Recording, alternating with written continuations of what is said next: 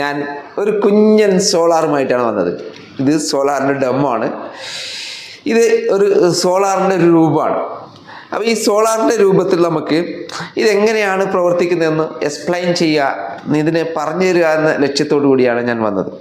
അപ്പോൾ ഇതൊരു solar water ഹീറ്ററാണ്. നമ്മളെ വീടിൻ്റെ മുകളിൽ സോളാർ വാട്ടർ ഹീറ്റർ വെക്കുന്ന രീതിയാണ്. ഇങ്ങനെയാണ് സോളാർ വാട്ടർ ഹീറ്റർ വെക്കുക.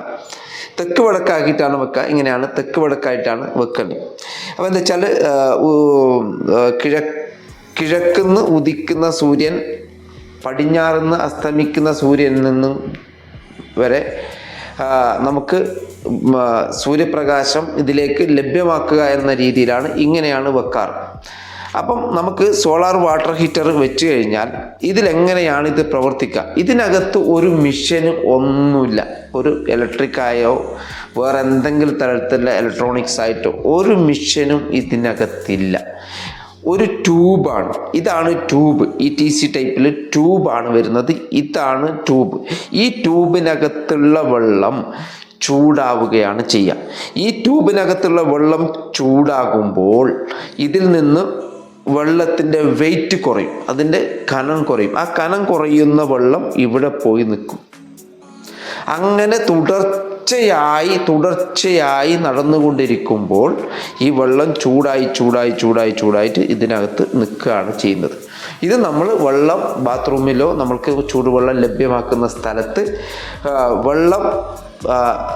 ചൂടുവെള്ളം നമുക്ക് ലഭ്യമാക്കുന്നു. ഇതിലൂടെ നമുക്ക് പൈപ്പിലൂടെ താഴോട്ടിറങ്ങി നമ്മുടെ ബാത്റൂമിലേക്കോ അല്ല ചൂടുവെള്ളം ആവശ്യമുള്ള സ്ഥലങ്ങളിലേക്ക് എത്തുകയാണ് ചെയ്യുന്നത്.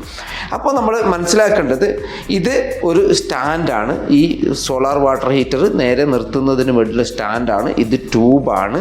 ഇത് അതിൻ്റെ ടാങ്കാണ്. ഇതിനകത്ത് SS ടാങ്കാണ് ഉപയോഗിക്കുന്നത്. നമുക്ക് ഫുഡ് ഗ്രേഡുള്ള സ്റ്റീലാണ് ഉപയോഗിക്കുന്നത്. നമുക്ക് പാചകത്തിനും മറ്റും ഉപയോഗിക്കാൻ പറ്റുന്ന രീതിയിലുള്ള വെള്ളം കിട്ടുന്ന രീതിയിലാണ് നമുക്ക് ചെയ്യാൻ പറ്റുന്നത്. ഇത് നല്ല ഒരു സോളാർ വാട്ടർ ഹീറ്റർ സ്ഥാപിച്ചു കഴിഞ്ഞാൽ വലിയ ബെനിഫിറ്റാണ്. കാരണം നമ്മളൊന്നും അറിയാതെ നമുക്ക് ചൂടുവെള്ളം കൃത്യമായി നമ്മുടെ വീടിനകത്തേക്ക് കിട്ടുന്നു എന്നുള്ളതാണ് പ്രധാനമായും ഈ ചൂടുവെള്ളത്തിൻ്റെ ഈ സാധനത്തിൻ്റെ പ്രത്യേകത.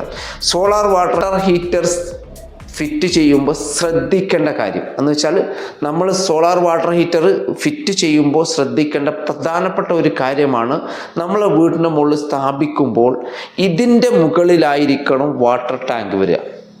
ഇതിന് താഴെ ആയിക്കഴിഞ്ഞാൽ ഈ സാധനം ഫിറ്റ് ചെയ്യാൻ പറ്റില്ല. ഇതിൻ്റെ മുകളിൽ വേണം നമുക്ക് വാട്ടർ ടാങ്ക്. ഇതിലേക്ക് വെള്ളം ഒഴുകി തണുത്ത വെള്ളം വന്ന് ചൂടായി നമുക്ക് ഇതിലേക്ക് പോകാൻ പറ്റണം. ഇതാണ് നമ്മളെ വീടിൻ്റെ മുകളിൽ അല്ലെങ്കിൽ നമുക്ക് വെക്കാൻ ഉദ്ദേശിക്കുന്ന സ്ഥലത്ത് വെക്കുമ്പോൾ ശ്രദ്ധിക്കേണ്ട പ്രധാനപ്പെട്ട കാര്യം. ഇതിൽ നമ്മൾ SS ടാങ്ക് പുറത്തും അകത്തും സ്റ്റൈൻലെസ് സ്റ്റീൽ ഉപയോഗിക്കാം.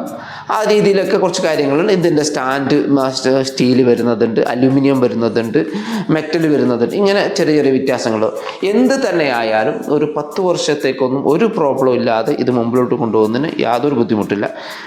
അതിലേറ്റവും പ്രധാനപ്പെട്ട വിഷയം എന്ന് വെച്ചാൽ നമുക്ക് ഇതിന് ചൂടുവെള്ളത്തിൻ്റെ വരുന്ന പൈപ്പിന് ആ വാട്ടർ ടാങ്കിൻ്റെ ഈ നമ്മൾ ഇതുണ്ടല്ലോ ഈ സോളാർ വാട്ടർ ഹീറ്ററിൻ്റെ ടാങ്കിൻ്റെ തൊട്ടടുത്ത് തന്നെ എയർ വെൻറ്റ് നമ്മുടെ വാട്ടർ ടാങ്കിൻ്റെ ലെവലിലേക്ക് കൊടുക്കേണ്ടതുണ്ട്.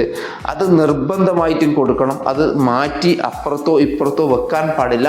കാരണം ഇതിൽ നിന്ന് പ്രഷറായിട്ടുള്ള വെള്ളം എന്ന് വെച്ചാൽ അത് ആവിയായിട്ടുള്ള വെള്ളം പുറത്തു പോകേണ്ടതുണ്ട്. അതുകൊണ്ട് തന്നെ അതിൽ നമുക്ക് എന്തെങ്കിലും മാറ്റം വരുത്തി കഴിഞ്ഞാൽ ഇതിന് മൊത്തത്തിൽ ഡാമേജ് ഉണ്ടാവാൻ സാധ്യതയുണ്ട്. അപ്പോൾ അത് എയർ വെൻറ്റ് നിർബന്ധമായിട്ടും കൃത്യസ്ഥലത്ത് സ്ഥാപിക്കുക എന്നുള്ളത് പ്രധാനപ്പെട്ട. അതിനൊരു സപ്പോർട്ടും കൂടി കൊടുക്കേണ്ടത് നിർബന്ധമാണ്. ഇത്രയും കാര്യങ്ങളാണ് സോളാർ വാട്ടർ ഹീറ്റർ ഫിറ്റാക്കുമ്പോൾ ശ്രദ്ധിക്കേണ്ട കാര്യങ്ങൾ. നിങ്ങൾക്ക് സോളാർ വാട്ടർ ഹീറ്റർ ആവശ്യമുണ്ട് എന്നുണ്ടെങ്കിൽ ഞങ്ങളുമായി കോൺടാക്ട് ചെയ്യുക. punja.in. Thank you.